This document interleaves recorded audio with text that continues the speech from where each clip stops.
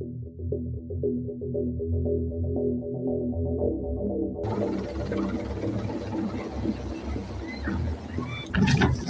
buah Presiden Joko Widodo alias Jokowi menemui 3 orang yang menjadi korban hempasan angin helikopter.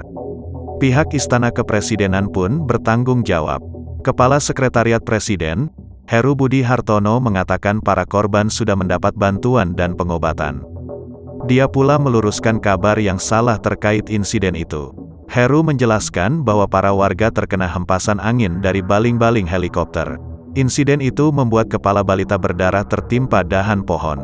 Atap rumah bangunan warga pun terhempas angin, rusak.